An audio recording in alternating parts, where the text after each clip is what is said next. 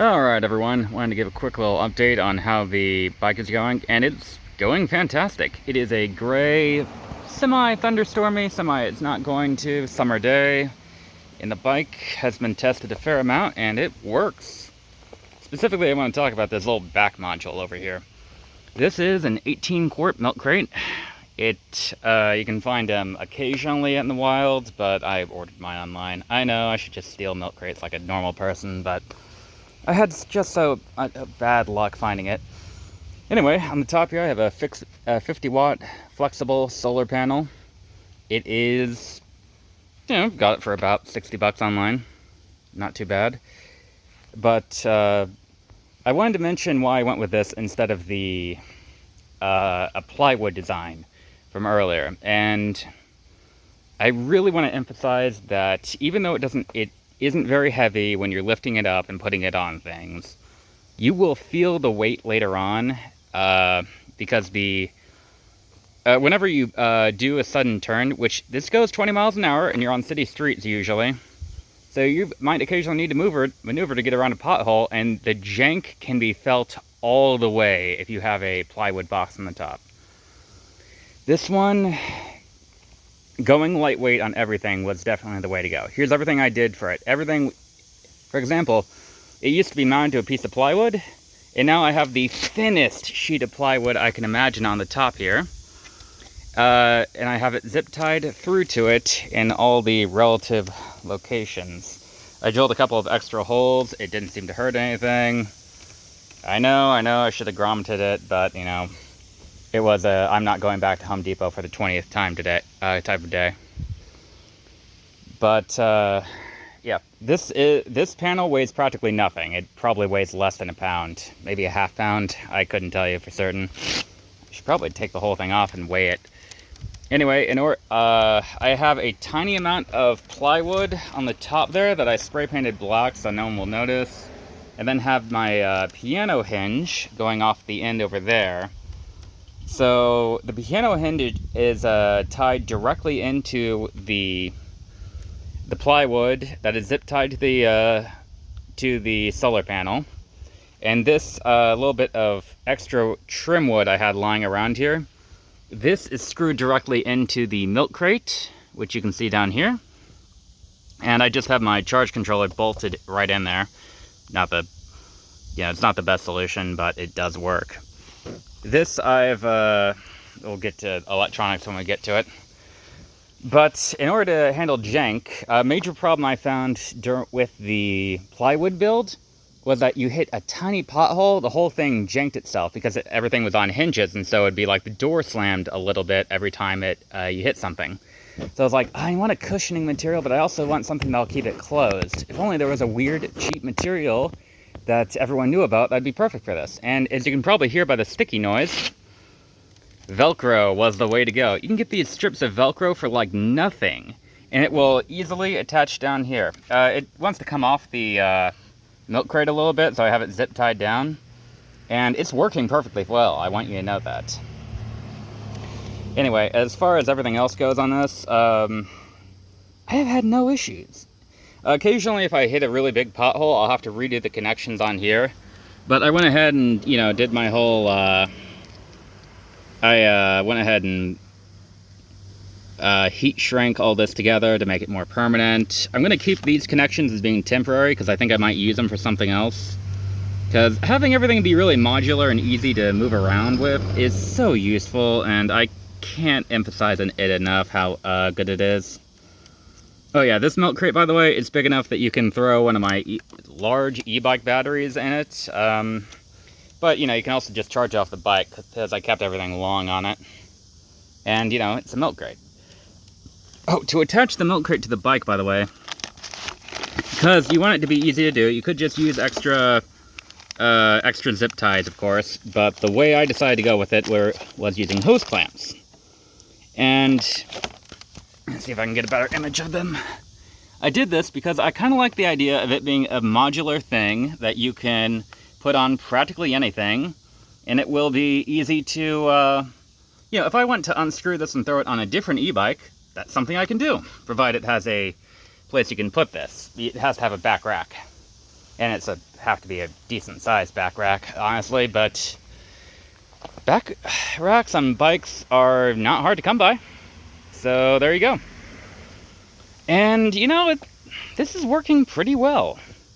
You know, my paint job could have been a little bit better in some places. I know some people will comment on it, but for something I did with $5 worth of spray paint and some old tape I had lying around, turned out pretty good.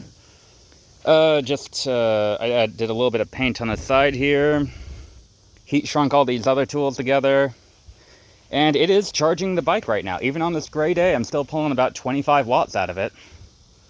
Here, we can take a look at it from down here.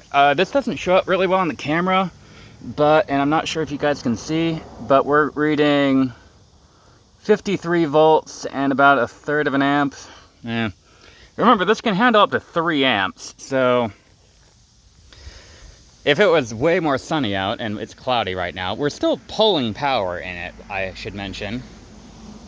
And this is I have it pre-programmed. I say program, you literally just change the setting on here. Here. Open it on the corner, by the way. All you have to do to change the setting on here is mess with the voltage settings. I'm not going to change it right now, but you just have to press up or down, put it on there, and it'll be fine. And you have it set to whatever your battery voltage is on your battery charger. Make sure you have everything set up properly. Here, look, it's getting sunnier right now. We just moved out from a cloud. And it is now going up to... Oh, it got cloudy again. Dang it. I was hoping we'd be able to get that 1 amp. That's the max I've seen it at. But yeah, 53 volts input, not bad. This bike is doing pretty well. I'm going to put the guide together on making one of these little milk crate boxes as well, because I think it would be really useful to have solar charging for some people. This is working really well. And yeah, I think this is pretty much the end project for building a solar bike, unless you want to get for this type of build. This is a good 50-watt solar bike option. And when it comes to everything else, man, we got my little mini old panel polycrystalline thing up here. I salvaged off something else. This just charges this bike doesn't come with a 5-volt charger, by the way, for charging your phone. So I just have a buck converter in here that will convert it over to, you know, about 5 volts normal. So then it can charge a battery or my phone slowly or what have you. It's not the fastest thing, but I don't need it to be. It's just an option. And I kind of like my little shitty paint jobs and stuff I did on everything. You can tell around some of the edges I didn't do a great job, but I'm going to call this bike finished. Now for the next big project. Let's go over here.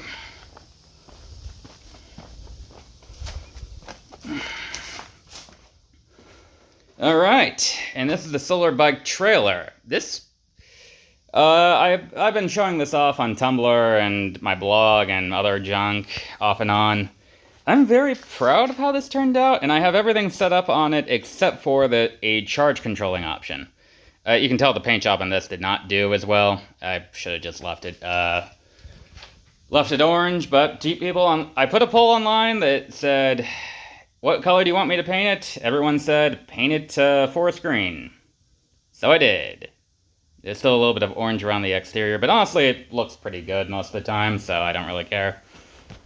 And put some extra retro reflectors on the back, and I have 200 watts of solar coming out of this thing whenever it's in direct sun.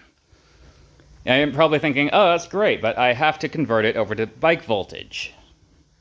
So I have 2 options here. Well, I have 3 options. I'm outlining them in my little guide I'm putting together. Option 1 is I get another one of those charge controllers, or even take the one off there and wire it in there, and that can charge my battery in the back. And this would, I'd have to do a little bit of screwy connections on there, because this could theoretically output, what? This is 200 watts. I can do 50 watt, roughly 50 odd watts. It's a 48 volt battery at about 3 amps on the other one. So I'd have to do a voltage restricting diode on the exterior of it and then move it 1 volt up on it. I can draw a circuit diagram if I wind up doing this, but, you know, whatever. The other main thing I think I could do is get some people call them solar generators or portable solar power stations or camping solar generators, what have you.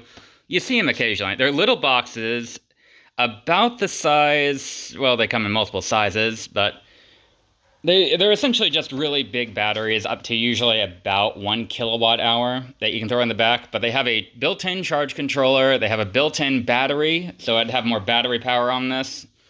And they'd have a more, and they have a built-in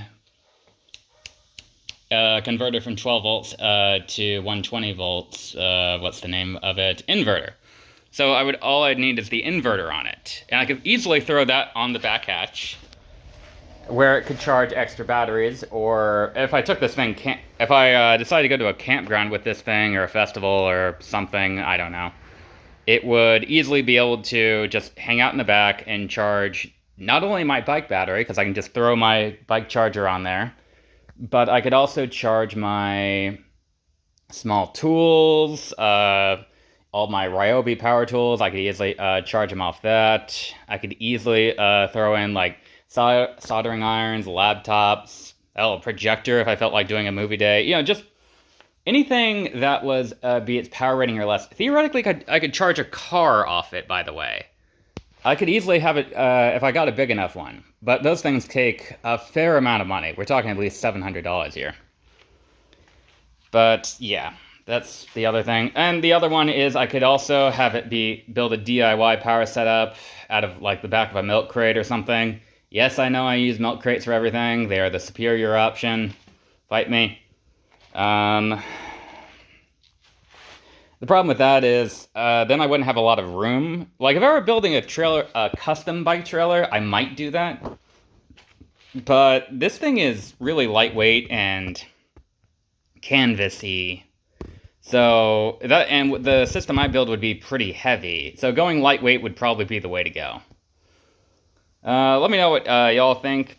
Anyway, building the little mini trailer here actually turned out pretty well for, what, $30 worth of PVC, a couple of 4-inch bolts I had to get, a couple of cans of spray paint.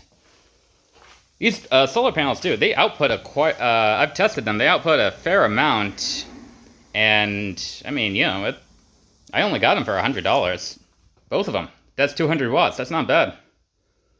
I think they were on sale at the time.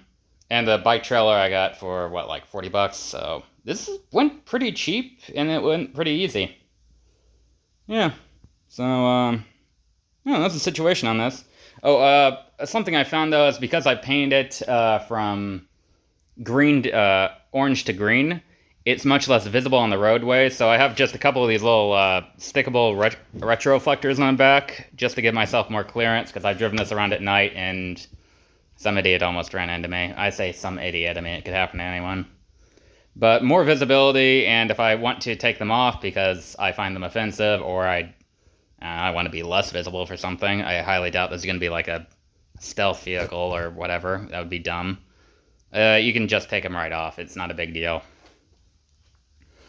But yeah, and this thing will hook right onto it. I think I might go with the solar generator route now that I think about it, because having a bike camper on the back of it would be really useful, and then you could just hook this up to literally anyone's bike, and it would be able to charge their batteries or electronics or what have you. And then I can leave the front open. I can throw my dog in there, though she doesn't like it. She likes being able to run alongside it, but she will do it. She will do it. She actually gets into it after a while. And, yeah, you know, I can throw my tent, one of my bags, all my other stuff, any tools I need. Oh, like, this would be really nice for going foraging with. Just if I'm doing mushroom hunting or something like that. Because, you know, then I can throw all my camping junk in the back and hang out. Or, you know, if I just want to go to the park, I can throw a cooler in there. You know, my fishing gear, stuff like that.